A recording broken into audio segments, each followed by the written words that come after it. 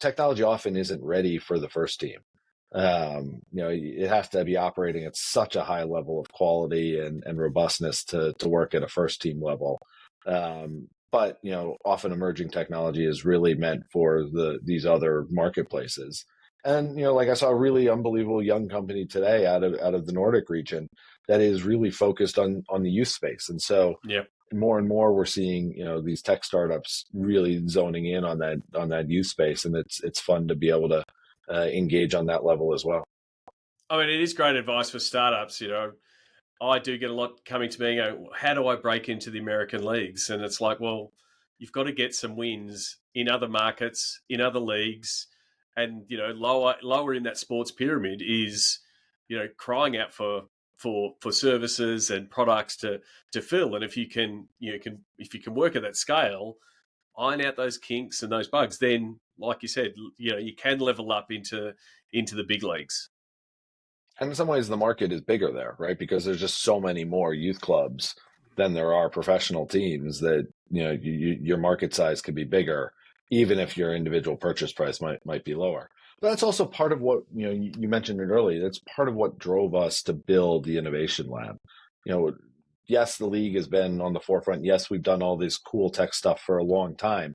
But amazingly, we never had any sort of formal innovation program that gave us any sort of structured way to work and help support great startups in the space.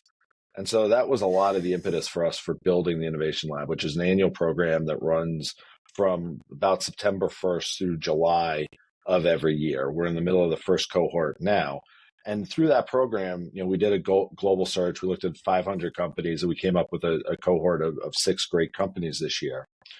Those companies then are given the ability to test live in our youth competitions and really put their products to the test and use that to evolve. And like we had teams of engineers sitting there alongside our fields, real-time coding as the products were being used. So there's that product development cycle, which is awesome.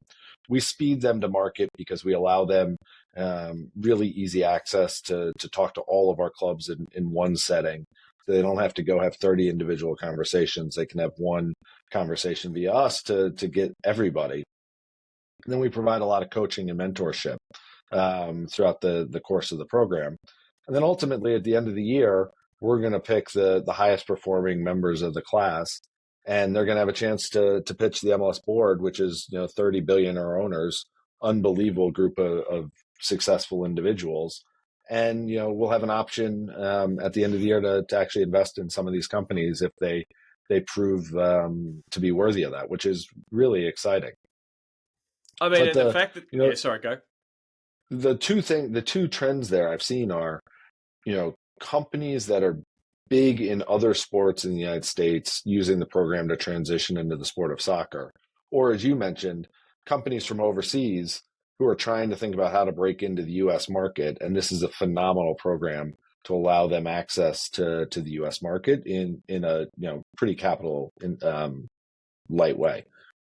Yeah, I mean, and definitely, I mean that first one of being able to adapt and understand the world of football.